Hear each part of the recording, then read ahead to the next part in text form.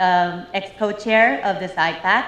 Yes, I was working as a co-chair from the very starting moment, 2019 till 2021. And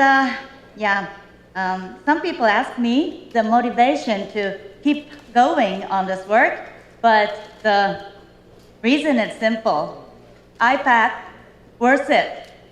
So it's always been a privilege to be a teammate of this IPAC, along with a historical mission sought by the times. Well, let us start the press conference, but it starts with the wonderful performance. Welcome, Taipei Philharmonic Children Corps, directed by Ms. Sean-Soo Lee.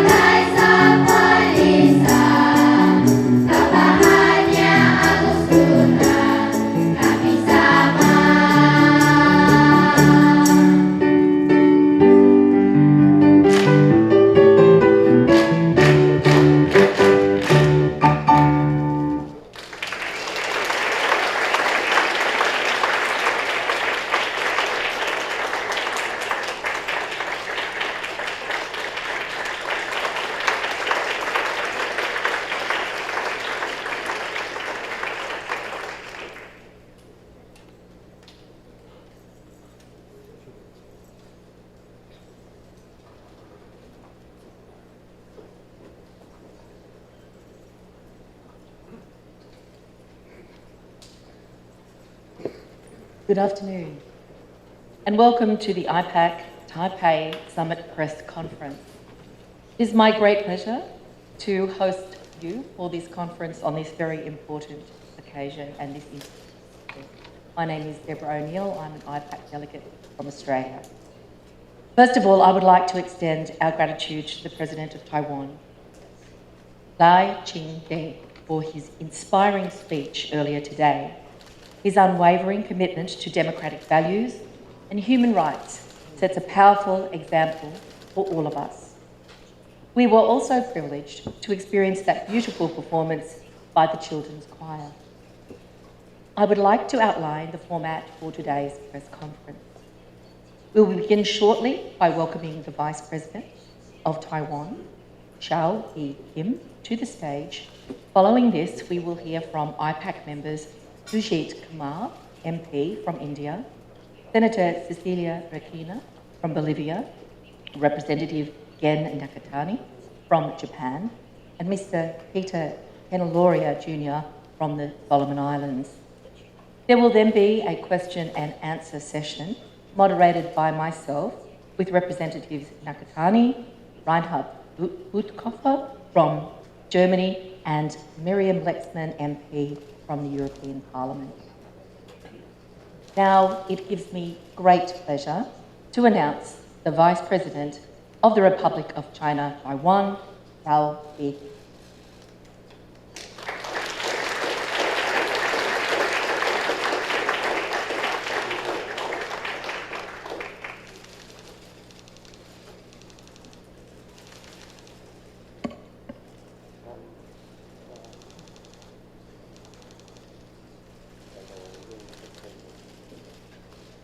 Thank you, the Honorable Deborah O'Neill and honorable members of IPAC, distinguished guests, friends from the media, ladies and gentlemen, and colleagues from Taiwan.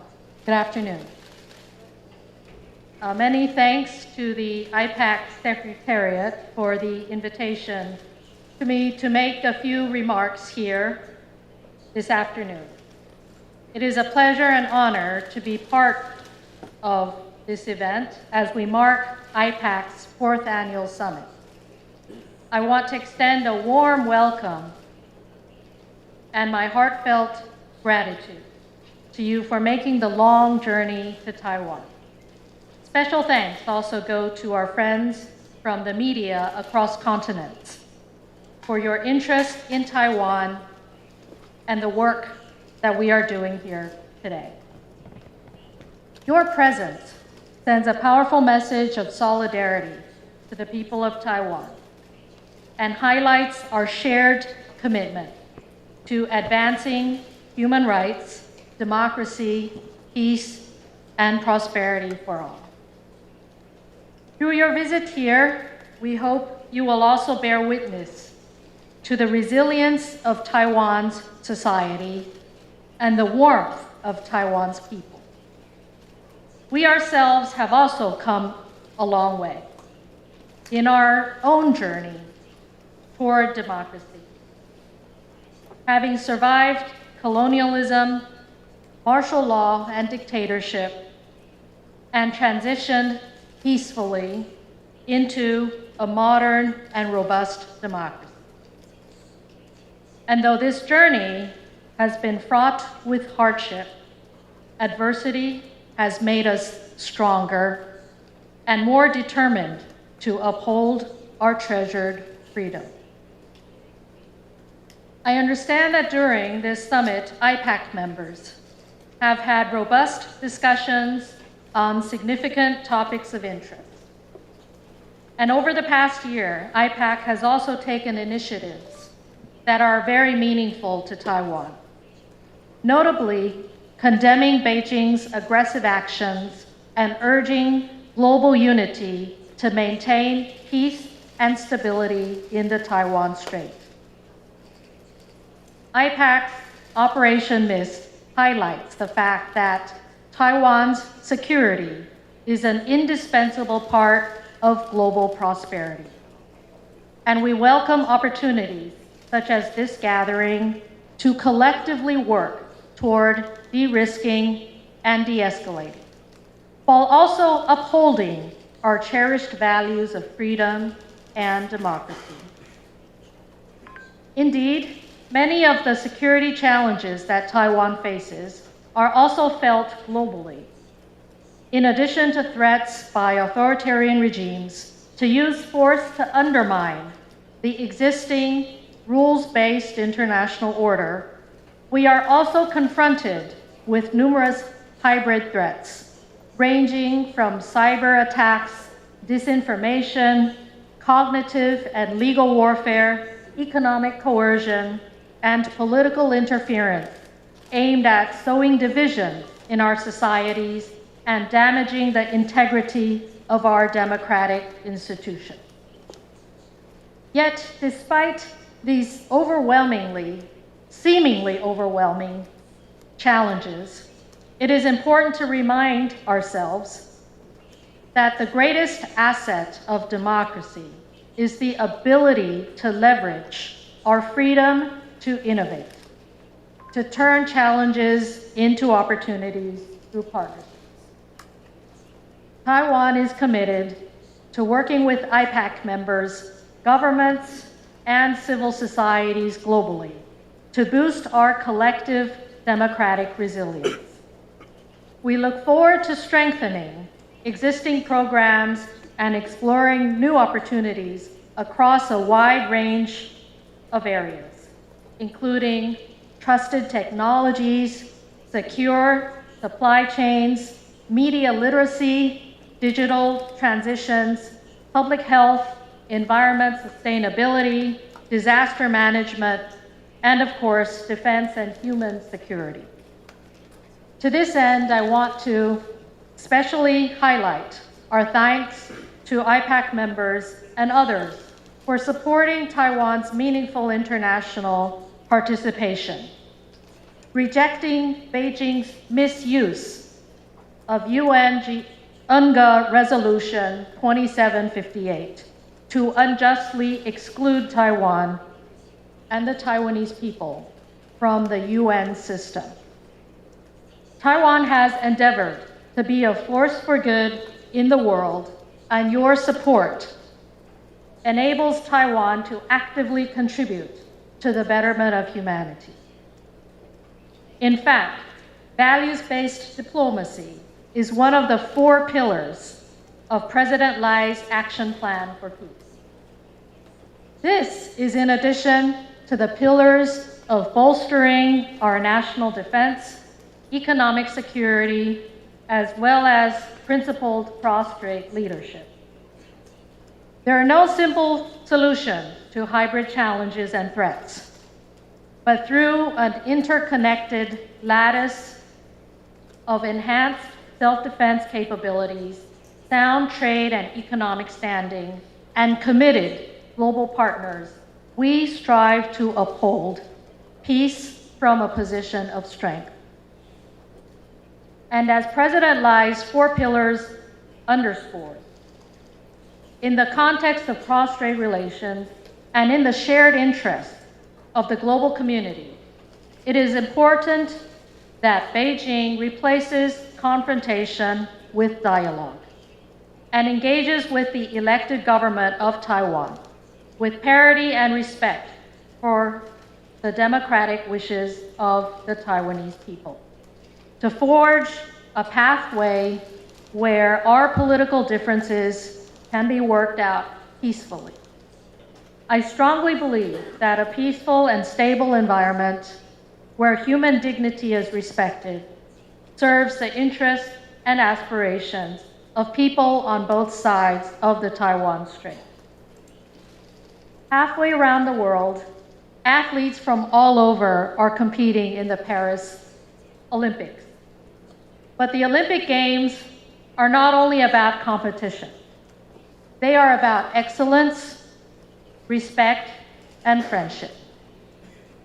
I believe the same spirit also resonates here at the IPAC Summit in Taipei, where we feel the bond of solidarity for freedom, inclusion, and friendship. Let me once again thank IPAC members, for your dedication to working together in facing some of the most pressing challenges of the world today. Thank you for demonstrating that Taiwan is not alone. Thank you.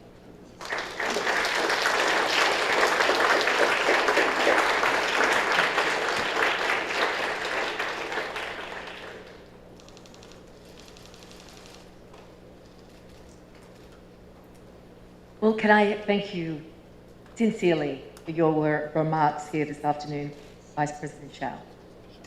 It was a rousing statement of solidarity, and I was delighted to hear you utter the word friendship, because certainly we have received great warmth and friendship in our time here in Taiwan, and friendship is a very powerful for us to work together in the interests of peace.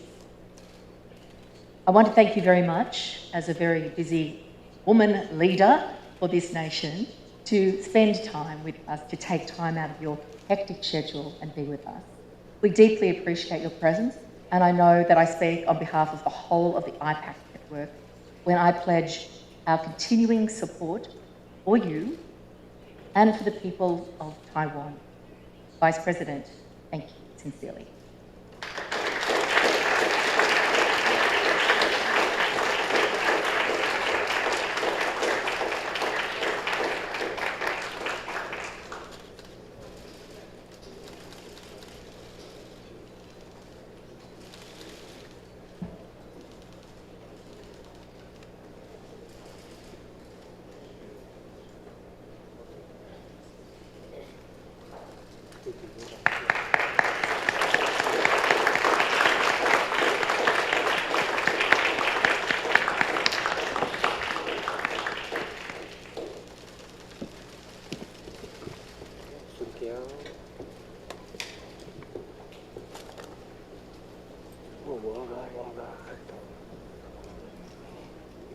And now we will proceed to the next part of the program.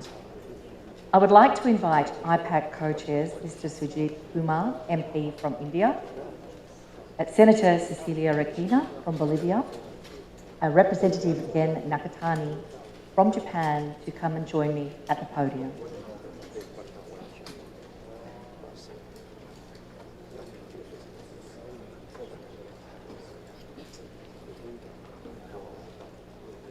And first to address us will be Mr. Sujit Kumar from India.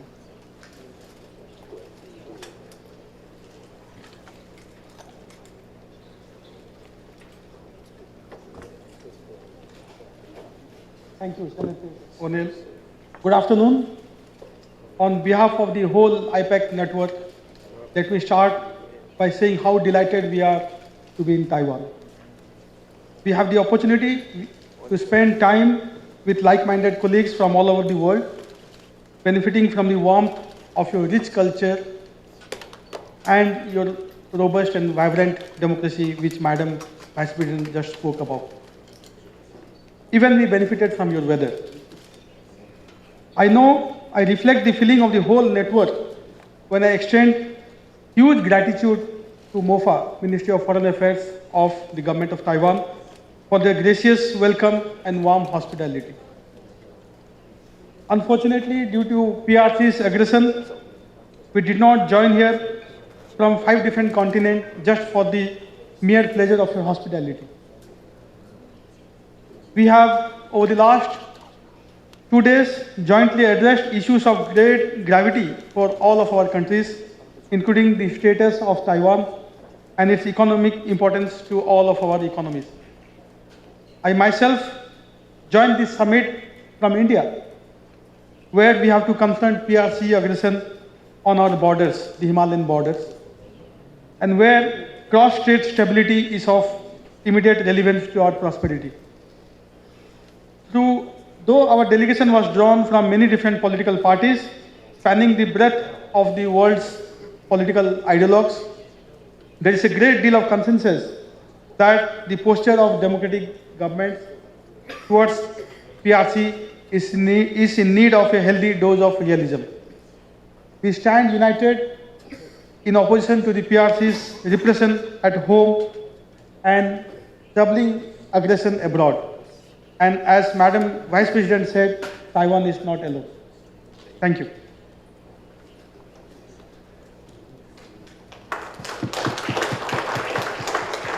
I now invite Senator Cecilia Rakina to address us. Thank you, Senator. Good afternoon, everybody, ladies and gentlemen. This has been a big year for IPAC. We see continued growth and interest in the network in Latin America, where legislators are slowly waking up to the challenges posed by the People's Republic of China. Yesterday, the IPAC delegation, the largest international delegation of politicians ever to visit Taiwan, was received by Vice President Xiao Bikiming and Deputy Minister Tian, visited Lingkou Technological Park, and engaged with cross-party members of the Legislative Yuan. Today, we held a private plenary for IPAC members where lawmakers from 24 countries discussed issues of mutual concern. We were then briefed about risks to our personal cybersecurity, to diaspora groups, and critics in our countries, and to the integrity of our electoral process. The Latin America delegation then raised difficult questions on Venezuela and China's rapid recognition of contested electoral results that have already generated death in the streets of Venezuela. Our solidarity to them. In my country, Bolivia, we face particular challenges. Russia and China are taking undue advantages of our natural resources enabled by local corruption. Lawmakers in my country rarely speak about these problems. Some of them fear that speaking out will put them at a political disadvantage. For me, having an opportunity to share concerns with such a diverse group of lawmakers is a great encouragement and a learning opportunity I'm thankful for. Thank you. Thank you, Senator. And we are going to need our headsets now, so if you want to make sure that you have a headset ready to attend to the contribution now of Representative Gen Nakatani from Japan. Thank you. Thank you very much. I'm Gen Nakatani from Japan. 今回のレシーバーチャンネル、please。今回の台湾での IPAC のサミットに関しまして、皆様方と共に決意を表明させていただきます。IPAC は集まり、情報を共有し、学び合う集団にとどまりません。IPAC は行動する集団です。多くの政府がいまだ北京の挑戦に立ち向かうということに消極的であったとしても、私たちの議員は黙って見過ごすということはありません。私たちの経済的利益と民主主義がもたらす自由を確保すべく、協力をして行動しなければなりません。そのためには、基本的な国際秩序を維持をしなければなりません。すなわち、北京に海洋法の尊重を訴え、境界、そして海洋の両岸の安定を維持しなければなりません。そして、台湾の地位に関する国際法の歪曲、これを止めなければなりません。IPAC が今日、決議案モデルを採択をしたというのもそのためであります。Listen, 中国政府による国連決議2758の歪曲を断固として拒否をするよう、私たちは各国政府に働きかけをいたします。帰国後、この IPAC の決議案モデルをもとに、各国において決議を成立させるために働きます。ルールに基づく国際秩序の保持は、私たちの共通の責任です。台湾が苦労して勝ち取った民主主義は、台湾の経済的重要性にかかわらず、国際的な支援に値をしますが、台湾とその周辺海域が世界の貿易供給システムの中心的な結節点であるということは事実であります。台湾の安定と繁栄は、私たちの日常生活、豊かな生活と地続きなのであります。また、IPAC は私たちの経済圏において、台湾が果たす重要でかけがえのない役割への認識を引き続き高めております。間違いなく、両岸の緊張の激化は、民主主義政府の大きな政治的失敗を意味するだけではなくて、世界中の何百万人という家庭に苦難をもたらすことになるでしょう。私たち IPAC は、この失敗を防ぐために、全力を尽くす決意であります。各国政府が北京の脅威を真剣に受け止めず、国民に大きな代償を払わせるような事態を決して許しません。自由と人権、法の支配は、政治体制を問わず、洋の東西を問わず、普遍的な価値であります。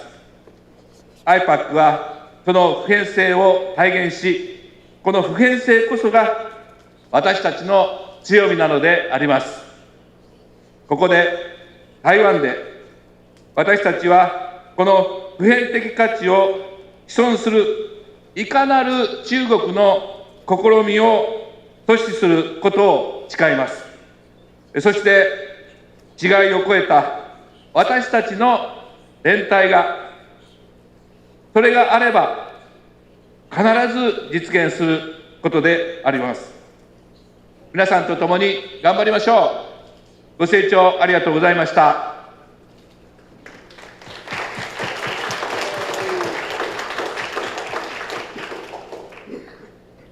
Well, can you once again give a round of applause to my colleagues? Thank you very, very much for your contributions and for outlining the important work that's taken place over the last 2 days here in Taiwan.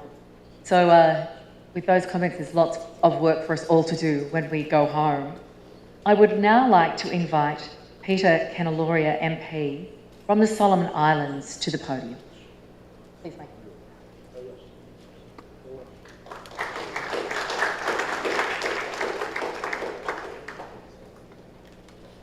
Thank you very much, Senator O'Neill. It is my pleasure to stand before you all today at the IPAC Taipei Summit 2024, representing my proud nation of Solomon Islands. We are gathered here in Taipei, a city that stands as a beacon of freedom and democracy in the region.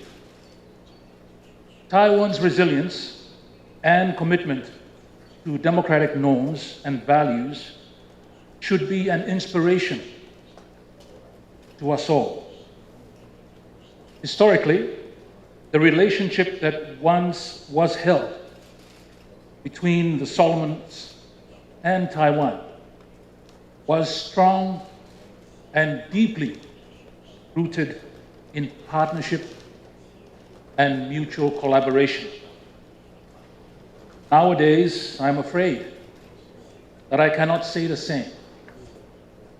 I acknowledge the complexities and challenges that both our nations now face as a result of these actions, and state that it is my personal desire to see this relationship return to the strength that once was held.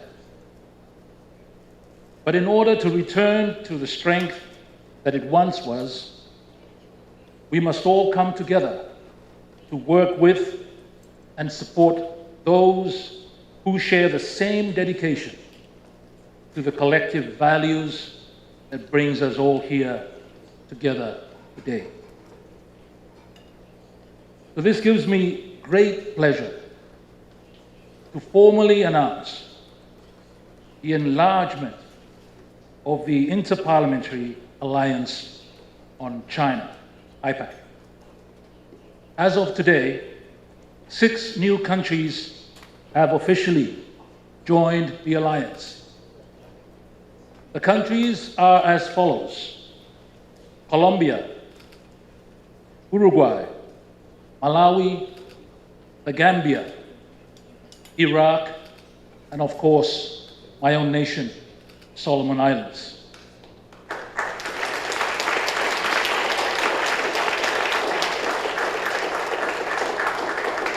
This enlargement signifies a powerful and united stand, and is a testament to our shared dedication to the promotion of democracy, transparency, and human rights.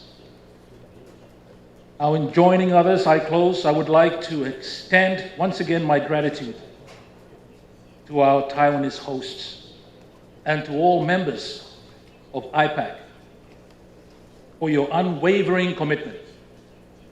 Let's move forward together with unity and determination. Thank you.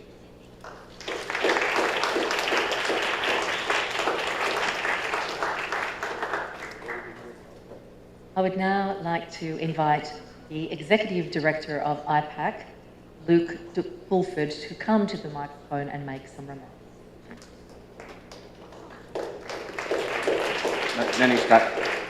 I'll be very brief because I know that you all want to ask some questions. You just heard that 6 new legislatures were entering the alliance. There is a 7th, and that 7th legislature is the legislative yuan. It gives me great pleasure to announce that we now are able to say that Taiwan is a member of IPAC. The founding co-chairs of Taiwan will be Fan Yun from the Democratic Progressive Party and Chen Chaozi from the Taiwan People's Party. Please come forward to the photograph.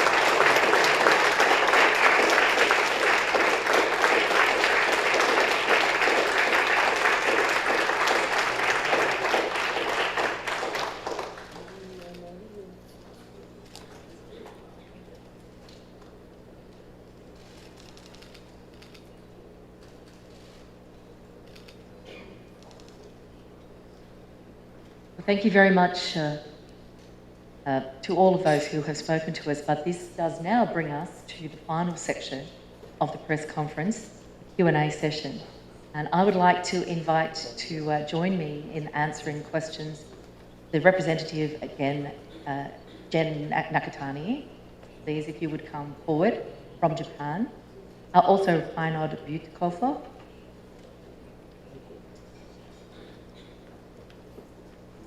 I invite Miriam Lexman, MEP from the European Parliament, also join me here at the podium. We will now take your questions. It is a wonderful thing to see so much media interest from all around the world. And I ask that you ask your questions clearly and succinctly, and there will be assistants who will be moving around with the microphone to make sure that we get to as many questions as possible.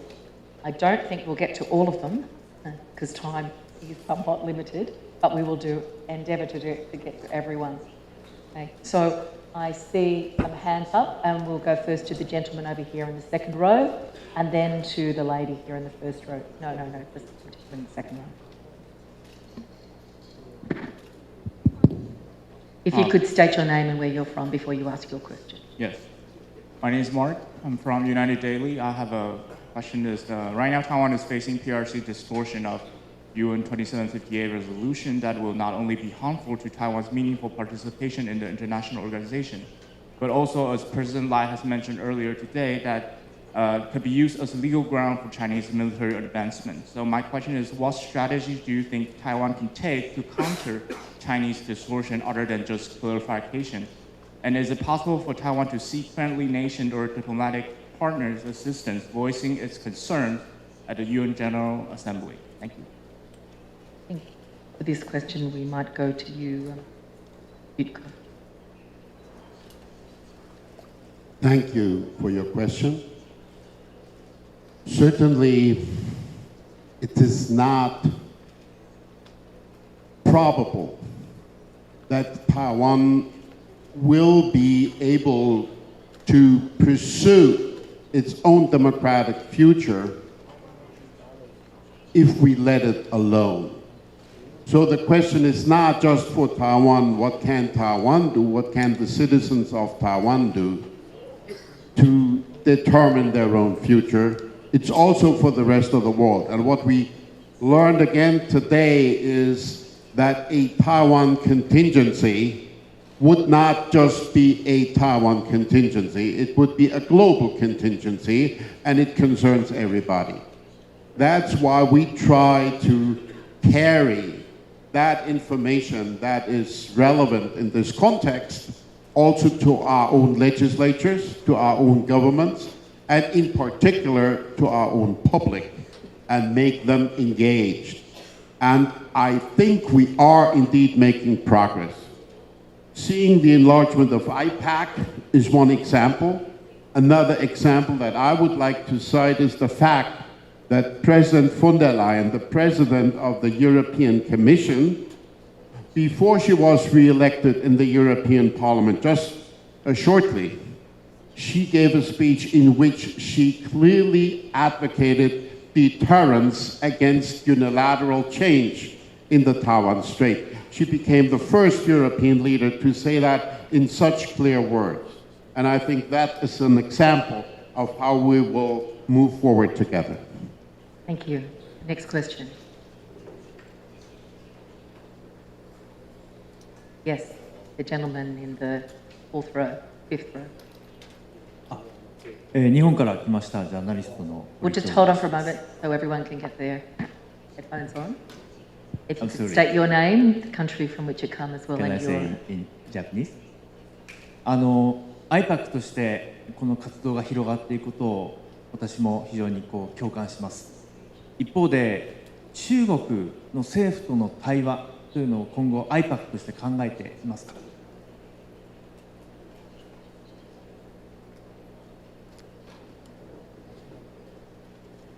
Thank you very much for your question, and I'll direct this question to Representative Nakatani.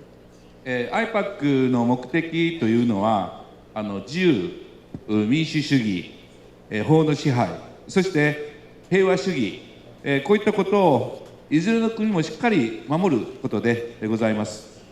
特に中国に関しては力による現状の変更、これは認めないということでありまして、我々ことあるごとにですね、このことを中国に対してメッセージとして送り続けております。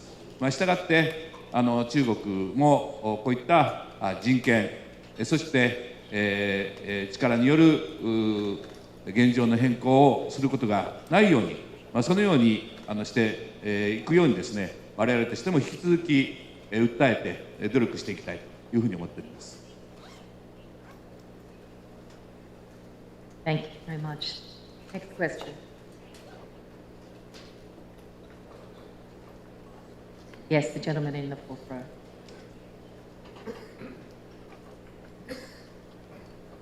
您好，台湾大纪元记者提问，我想问一下是，美国众议院6月25日通过那个法轮功保护法，那惩罚中共参与火灾器官者，那 IPAC 也是多次谴责中共就是破坏法轮功的那个团体这样子。那台湾与日本的议员7月中时曾经宣布共同就是要在台湾，就是在2个国家共同推动立法进行制止。那请问说 IPAC 是否会考虑更多就是行动去制止这种活摘器官的问题？那例如说鼓励各国立法形成那种世界的防火墙。以上，谢谢。Thank you. I now direct the question to Mr. Buetker. As you have just mentioned, IPAC is not only considering to take action, but has already taken action through a statement that we published just recently.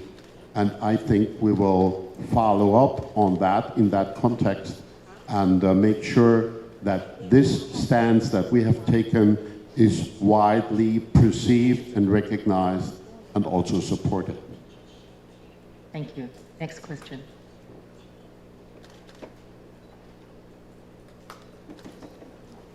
Yes, the lady over here, second row. Hello, hi, this is Helen Davidson from The Guardian. My question is... Australia. Right. British and Australian, yes. My question is about the reports of intimidation or attempted intimidation against the members of IPAC from coming here to Taipei in particular. I was wondering if you can talk about how that is compared to previous years, whether the fact that this was being held in Taipei was the primary factor, and also how you intend to, I guess, combat that over time. Did it actually stop anybody from coming to the summit? Thank you. Direct this question to Miriam Lexman. Thank you very much for this question. I was one of the members who were coerced by the Chinese representative in Slovakia, who was trying to contact the president of my party. The meeting he required and requested never happened, but we do know what was probably the most probably the message he wanted to convene as the conversation with other members happen in other countries. I think this is absolutely unacceptable that the Chinese PRC or Chinese Communist Party representatives are contacting members who want to freely travel to Taiwan and do their job. It's our job to secure human rights, security, and prosperity for our citizens in our countries, and we do believe that cooperation with Taiwan is bringing all of these. And we do not want to be coerced, and we do not want to be under any pressure. I was born in that time Czechoslovakia, and I do remember as a child this kind of behavior when my relatives were called to the Communist Party headquarters for intimidation, for questioning, because someone wanted to travel abroad or someone stayed abroad and didn't come back, or because someone expressed his or her concerns about the communist regime or was trying to support the human rights in that time communist Czechoslovakia. And I do know this kind of behavior from my childhood. And I know that the only way how to stop this is our love to freedom. It's the love of freedom of those who are under any kind of regime. And it's the adherence to principles of those who are having political power across the world. Thank you. Freedom of movement is a fundamental right. いいですか、もう一つ。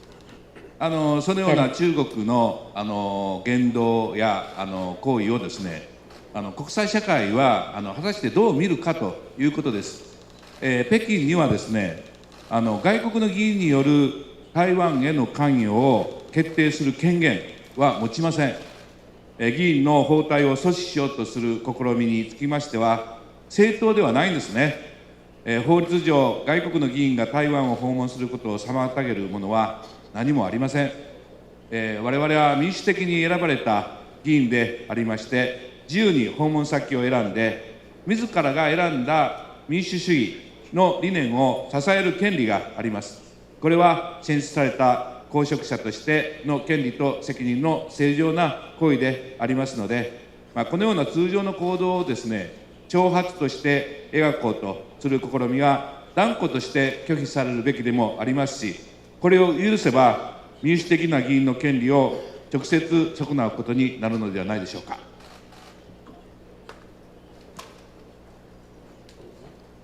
And Just adding Mr. one sentence. Butkoffer, yeah.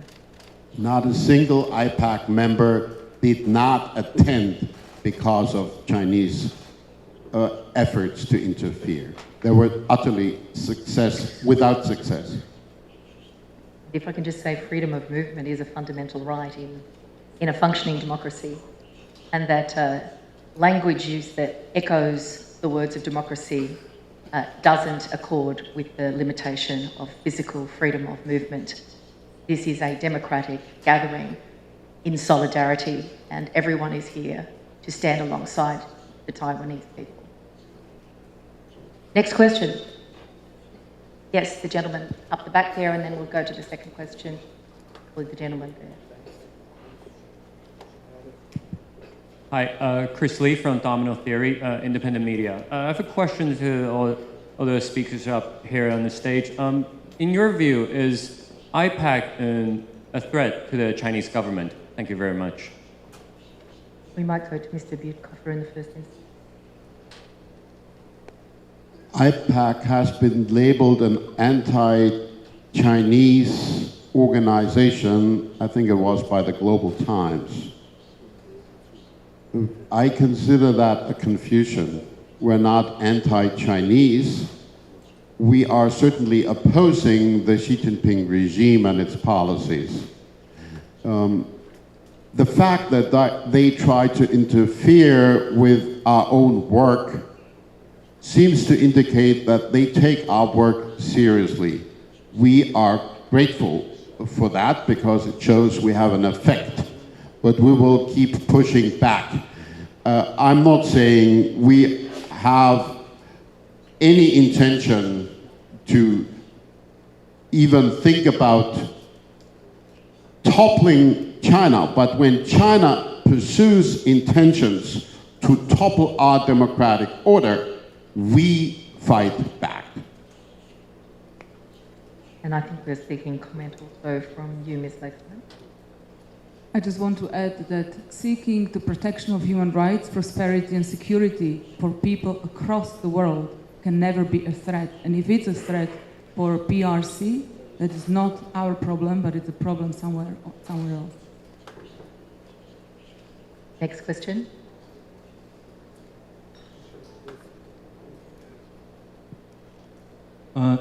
你好，我是台湾的观传媒记者张英杰。我有个提问是这样子的：美国参议院军事委员会共和党籍议员苏利文跟民主党籍达克沃斯，就是日前也共同提出一个与台湾同一阵线法案。法案内容若主张说，如果中国对台湾发动军事侵略，将对中国全面制裁。请问您对此有何评论呢？谢谢。Might go to Representative Nakatani for this question. はい、アメリカはですね、台湾とは台湾支援法という法律をもってすでに成立させていると聞いております。どのような状況になるかはわからないわけで、ございますけれども、いずれにしても力による武力侵攻また紛争はですね、これはやらないという原則の上にですね、国際社会が認めているわけでございますので、このようなことが起こさないように抑止をしてなくしていくということは当然でございますが、アメリカがどのように行動するか、これはアメリカが決めることではないかなというふうに思います。And Mr. Butkoffer.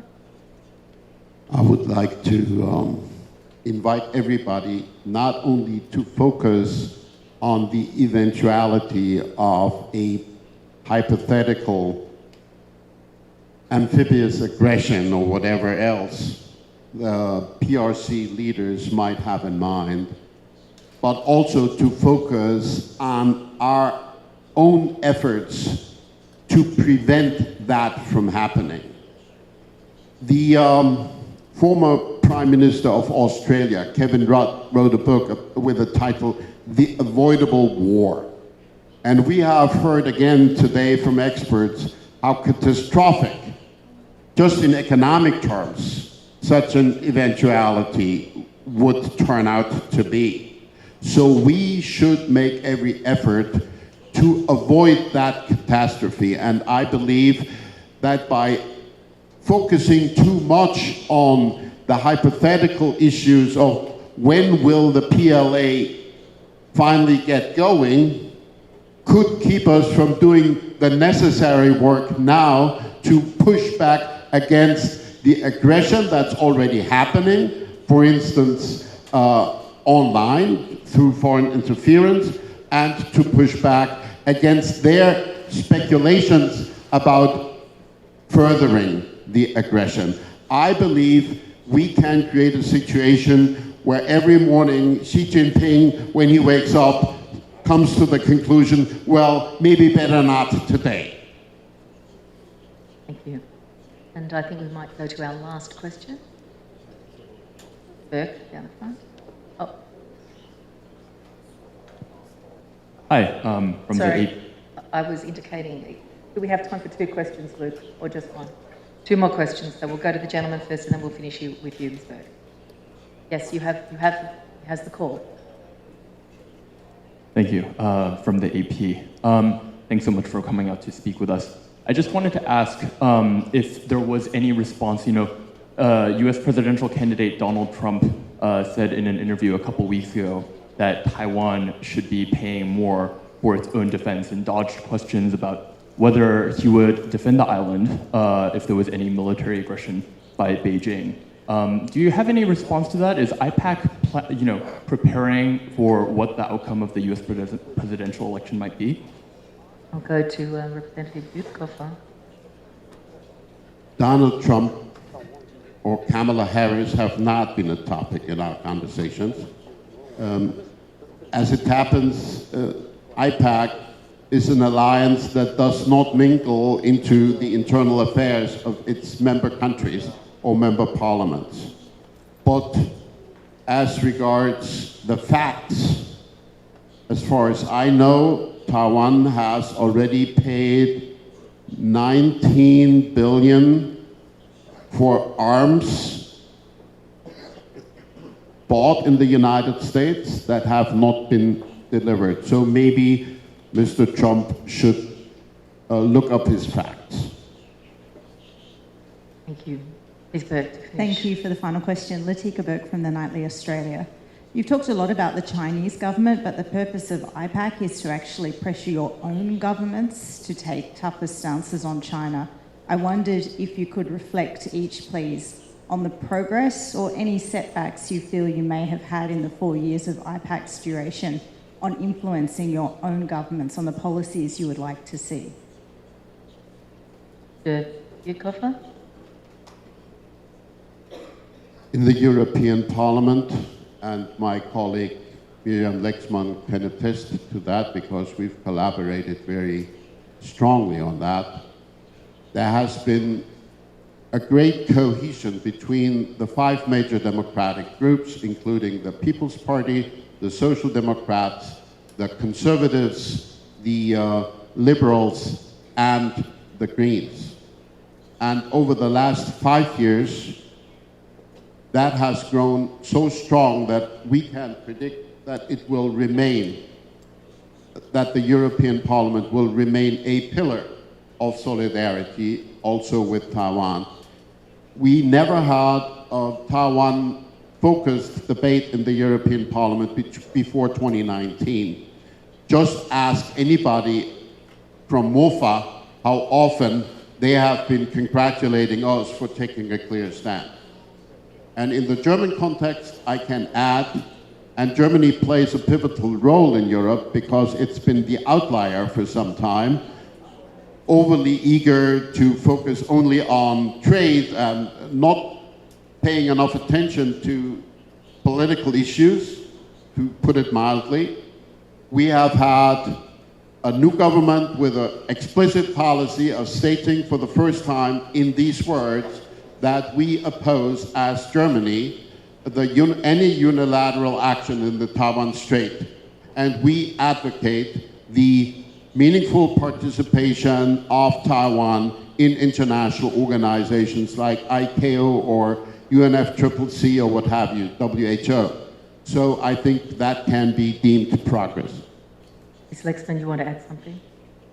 Yeah, I would maybe add that maybe the role we do and we focus on the last 4 years was mainly to kind of put a true picture and share information with the government, because then it was very clear that the government started to be interested in solutions, and the solutions could be shared.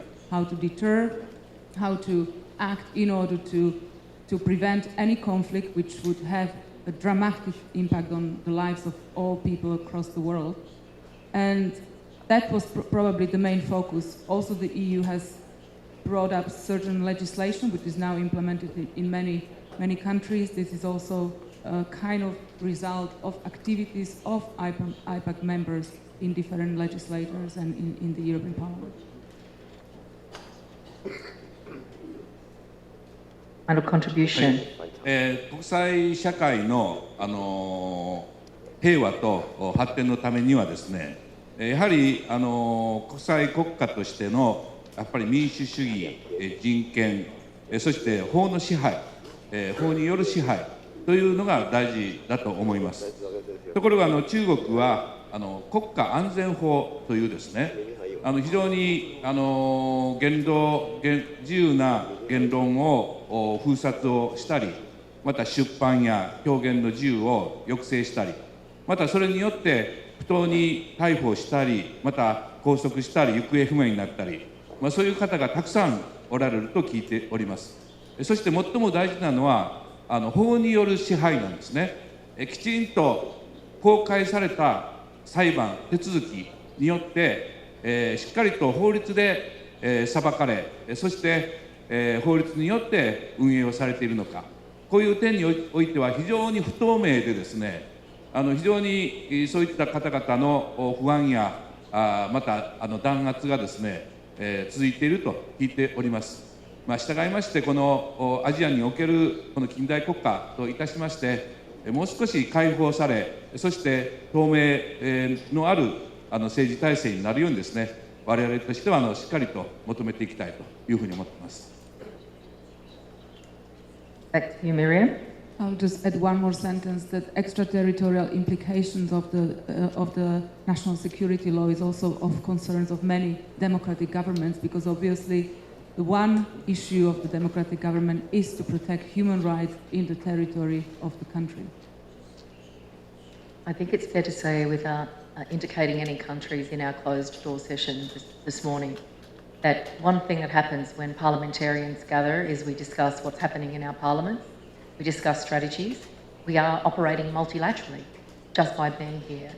We've certainly endorsed multilateral action, and right across the participants, who are now joined by a further 6 countries, there is discussion about parliamentary action in all its possible forms to ensure that democracy is safe and sound and is advanced. Can I thank all of you for being here? It's no small feat to bring about such a gathering of people from right across the globe, 5 continents represented here, by people who are deeply engaged in the democratic project of their own country. I want to take the opportunity to congratulate Luke de Pulford and his team from IPAC in bringing this event to fruition. Thank you very, very much.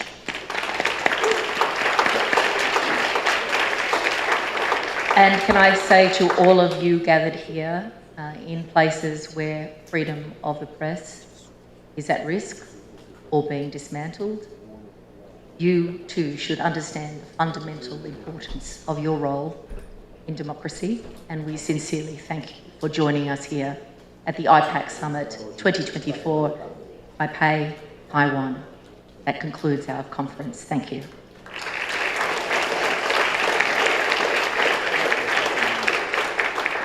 Okay, thank you. For those who have interviews, please remain in this room. You know who you are. You've got slips with you. The legislators, and I think those who have interviews with them also know. Is there anything else, Laura? And if everybody else who doesn't have an interview lined up could leave, that would be great. Thank you very much.